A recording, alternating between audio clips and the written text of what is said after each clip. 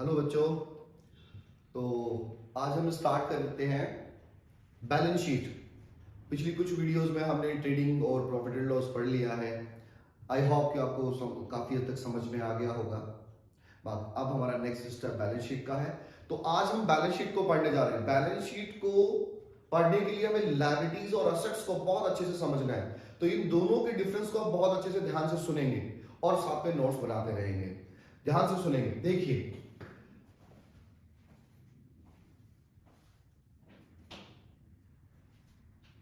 Balance sheet.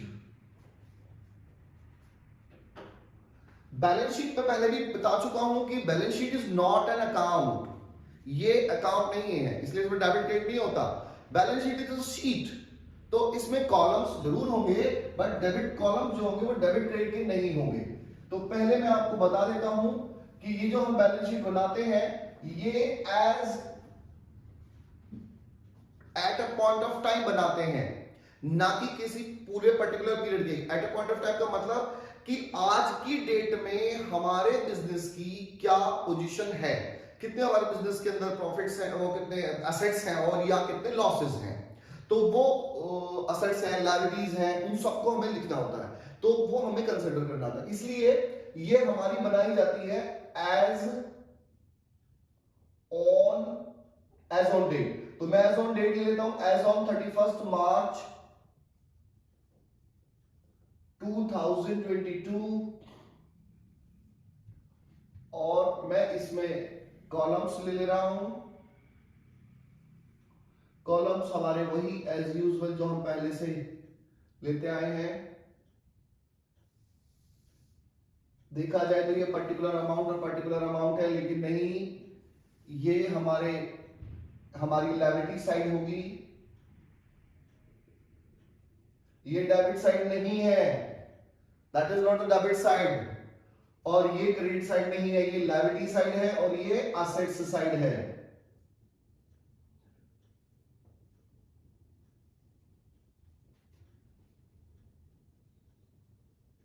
अच्छा, तो देखिए, अब हम इसमें डेबिट साइड में लायबिलिटी उसमें सॉरी लायबिलिटीज में और असेट्स में क्या क्या आइटम्स आते हैं।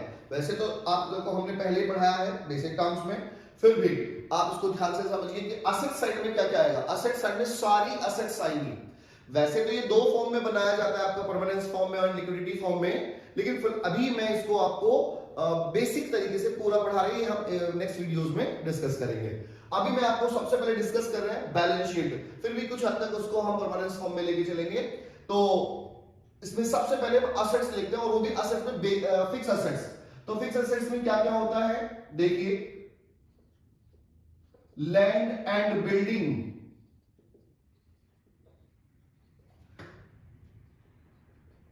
प्लांट एंड मशीनरी,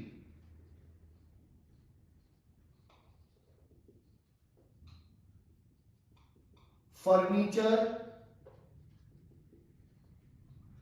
कई बार फर्नीचर एंड फिक्सचर्स आता है, तो आप दोनों एक ही चीज है,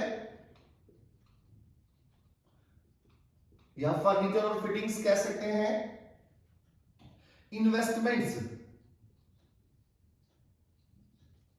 इन्वेस्टमेंट्स, गुडविल, ये हमारी इंटेंजिबल एसेट होती है, आप ये know very well. Goodwill, patents,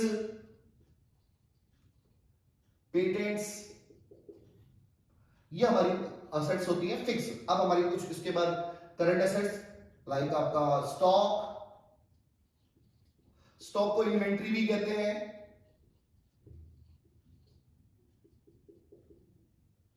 debtors या सन्ड्री डेटर्स, बहुत ज्यादा same thing.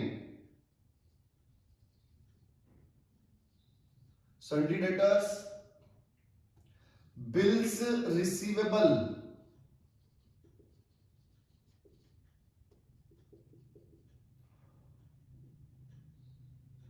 Cash in hand, खाली कैश भी कहता है, same. Cash at bank, bank में जो हमारा पैसा है, ये हमारी एसेट्स, कुछ एसेट्स होती हैं।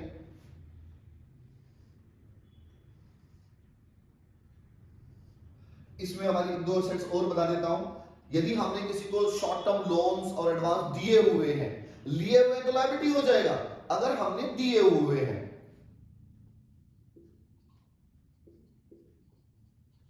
Short term loans and advances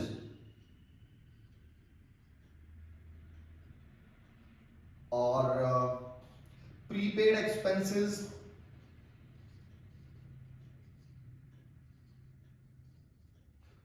चाहिए, ये कुछ एसेट्स हमने लिखी। अब हम बात करते हैं लायबिलिटीज की। तो लायबिलिटी में सबसे पहले तो आपको कैपिटल को डिस्कस करना होता है। कैपिटल भी हमारी लायबिलिटी होती है। कई बार स्टूडेंट डाउटफुल रहता है कि कैपिटल तो बिजनेस में पैसा लगाया गया तो एसेट होनी चाहिए, लेकिन नहीं। जो बिजनेस का, और हम बिजनेस के पॉइंट ऑफ व्यू से ये अकाउंट्स बनाते हैं, जो बिजनेस का ऑनर होता है वो बिजनेस के अंदर पैसा लगाता है। तो हम जब बिजनेस के अंदर सोचते हैं कि भाई ओनर का पैसा इसमें लगा हुआ है, तो यदि हमारा बिजनेस बंद भी होता है तो एट लास्ट उतनी कैपिटल तो हमें बिजनेस मैन को देनी होगी ना, ओनर को देनी होगी, प्रोप्राइटर को देनी होगी, और वो हम उसे अपने फर्म के ऊपर कर्ज की तरह ट्रीट करके चलते हैं। तो दैट्स व्हाई इट्स लायबिलिटी। तो कैपिटल को हमने लिखा सबसे पहले कैपिटल, जितनी भी कैपिटल होगी हम उसको इनर कॉलम में लिखेंगे, क्योंकि कुछ आइटम्स इसमें ऐड होंगे और कुछ आइटम्स इसमें से लेस होंगे। तो जैसे ऐड क्या होगा, सबसे पहले तो नेट प्रॉफिट अगर बिजनेस के अंदर है, जैसे हमने प्रॉफिट एंड लॉस बनाया था, और उस प्रॉफिट एंड लॉस के अंदर जो फाइनल आंसर आया था नेट प्रॉफिट आया था, वो नेट प्रॉफिट ऐड किया जाएगा। तो ऐड नेट प्रॉफिट हम ऐड करेंगे और कुछ आइटम्स लेस करेंगे। नेट प्रॉफिट ऐड करने के बाद जो भी हम अगर लेस आइटम है वो लेस करेंगे, उसमें क्या हो सकता है, या तो बिजनेस के अंदर नेट लॉस हो सकता है, ये नेट प्रॉफिट है तो या तो नेट प्रॉफिट होगा बिजनेस के अंदर या नेट लॉस होगा। यदि नेट लॉस है तो वो नेट लॉस वो हमारा लेस में आ जाएगा। ड्राइंग्स भी लेस होते हैं, ड्राइंग्स ये भी लेस होते हैं। और इनकम टैक्स, यदि इनकम टैक्स है तो वो भी, क्योंकि आपको मैंने बताया इनकम टैक्स हमारा ड्राइंग्स ही होता है तो वो भी लेस होगा। और इंटरेस्ट ऑन ड्राइंग्स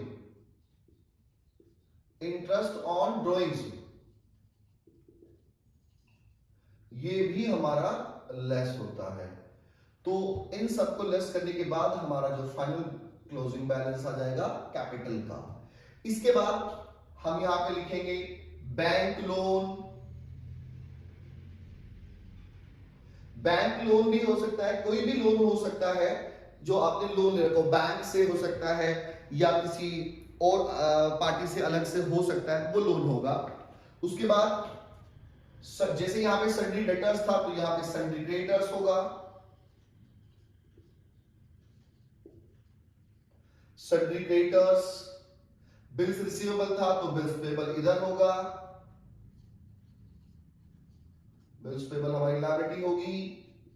यदि बैंक में कई अकाउंट होते हैं ना, कई बार बिजनेस के किसी एक बैंक अकाउंट में तो बैंक में पैसा है तो बैंक बैलेंस हो जाएगा, कैश एट बैंक। कई बार ऐसा तो बैंक अकाउंट का पैसा हमारे ऊपर है तो उसे बैंक ओवरड्राफ्ट कहते हैं, बैंक ओवरड्राफ्ट।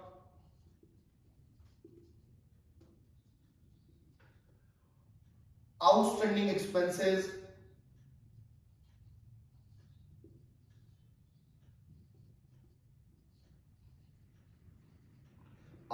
एक्सपेंसेस, ये हमारी लायबिलिटीज की कॉलम में आएगा और हम इसका टोटल कर देंगे।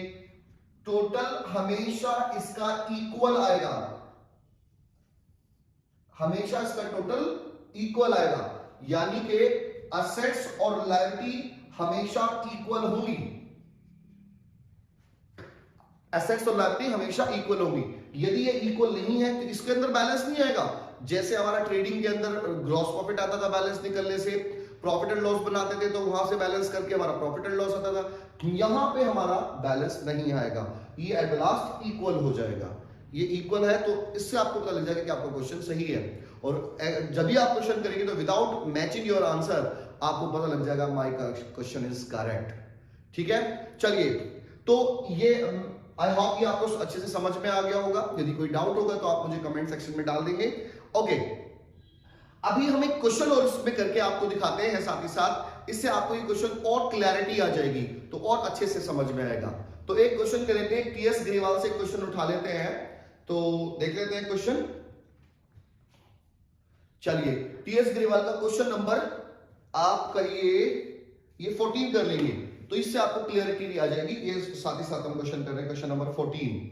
चलिए, तो देखिए ये क्वेश्चन है, from the following information prepare the balance sheet of a trader on 31st March 2022, arranging the following assets and the liabilities. अच्छा, इन ऑर्डर टू परमानेंस और मैंने लिक्विडिटी कहा है, लेकिन हम नॉर्मल कर रहे हैं उसी तरीके से, वैसे ये परमानेंस फॉर्म में ही है, तो ये कोई ज्यादा बड़ा इशू नहीं है परमानेंस और लिक्विडिटी। परमानेंस में आपकी फिक्स असेट्स ऊपर और करंट असेट्स नीचे, लिक्विडिटी में ये नीचे आ जाता है, ये ऊपर चला जाता है, दैट्स और ज्यादा इफेक्ट नहीं, चेंज नहीं होते हैं। तो अभी हम बैलेंस शीट का क्वेश्चन कर रहे हैं, तो मैं क्वेश्चन करते हैं। क्वेश्चन नंबर 14 है ये आपकी बुक से। तो सबसे पहले balance sheet,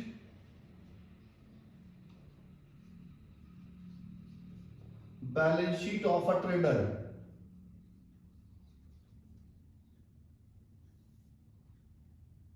as on 31st March 2022,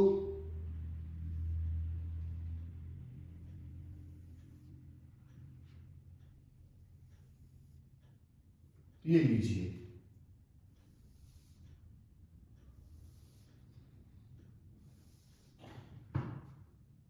liability,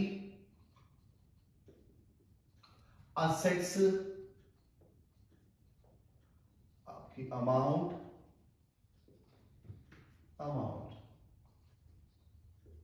देखिए, तो अभी क्वेश्चन में देखेंगे, सबसे पहले गुडविल है आपकी 20,000,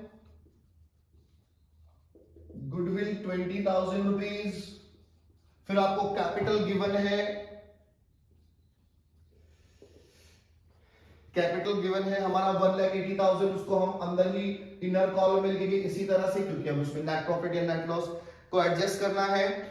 चलिए, उसके बाद लायबिलिटी फॉर एक्सपेंसेस, तो मैंने क्या किया, अभी अगला आइटम, तो मैंने दो आइटम के लिए जगह छोड़ दी,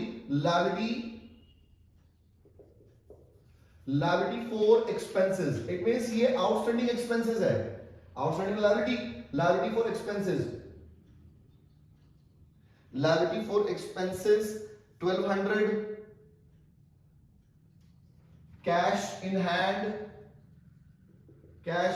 hand 1,000 rupees, investment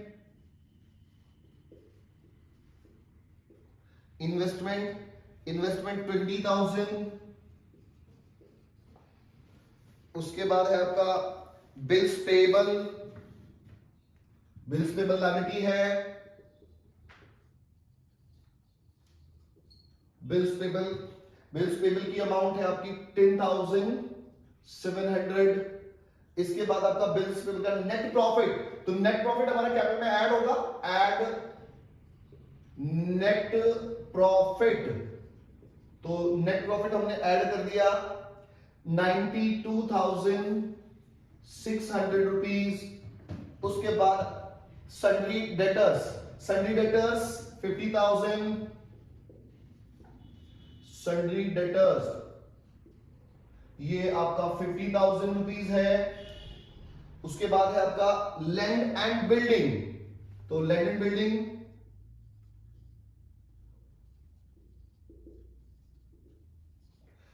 building 60,000 rupees. उसके बाद बैंक भी हमारी असेट है 20,000, बैंक में हमारे पैसे हैं तो हमारी असेट है। सन्ड्री क्रेडिटर्स लायबिलिटी है,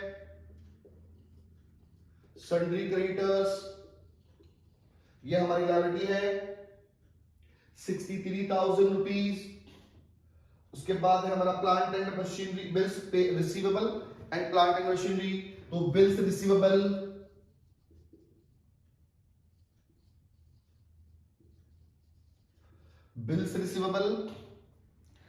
बिल्स रिसीवेबल है हमारा 13,000 और प्लांट एंड मशीनरी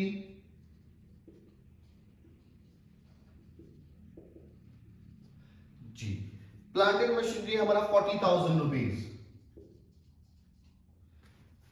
इसके बाद हमारा प्रोविजन फॉर डाउटफुल डेट्स, अरे ये तो प्रोविजन फॉर डाउटफुल डेट्स आ गया।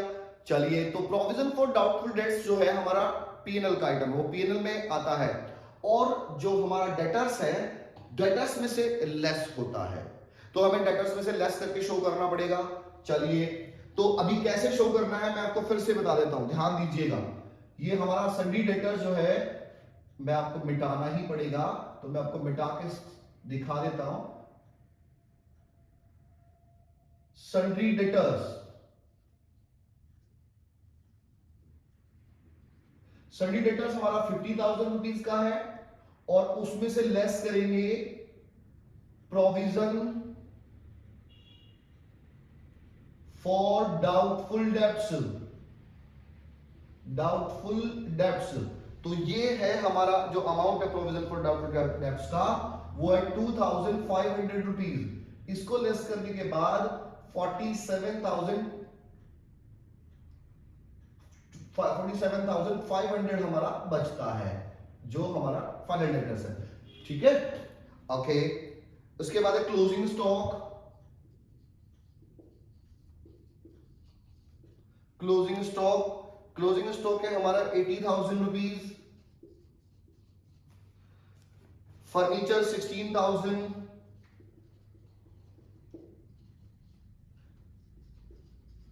और उसके बाद ड्राइंग्स, तो ड्राइंग्स है हमारा 30,000। तो ड्राइंग्स तो मैंने अभी आपको दिखाया लेस करना है, तो यहां पर लिखेंगे लेस ड्राइंग्स।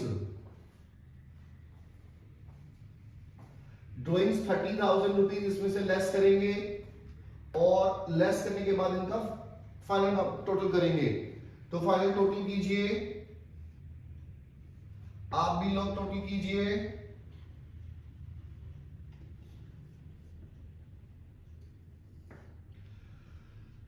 तो मैं टोटल करके चेक कर लेता हूं। ये हमारा सबसे पहले तो बैलेंस शीट को कैपिटल को करेंगे 1,80,000 में 92,600 ऐड करेंगे और इसमें से 30,000 माइनस कर देंगे। माइनस करने के बाद 2,42,600 ये हमारी कैपिटल का क्लोजिंग बैलेंस आ जाता है। अब इसके साथ में ये बाकी भी जोड़ लेते हैं, ये हमारा टोटल आ जाता है 3,17,500। इसी तरह से हम बैलेंस शीट का असेट साइड को भी टोटल करेंगे, ये भी हमारा टोटल मैच करने पर 3,17,500 आएगा।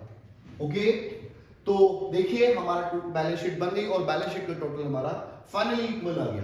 तो इस तरह से हम बैलेंस शीट बनाएंगे। आप बैलेंस शीट के बाकी क्वेश्चंस करके देखें, ठीक है। मैं नेक्स्ट वीडियो में आपको कुछ ऐसे क्वेश्चंस करके दिखा देता हूं जिसमें तीनों हमारे बना रहे, ट्रेडिंग भी बनाया जाए, प्रॉफिट एंड लॉस भी बनाया जाए और बैलेंस शीट भी। उससे आपको क्वेश्चन करने में और थोड़ी सी आसानी हो जाएगी। ओके, चलिए, ओके, थैंक यू।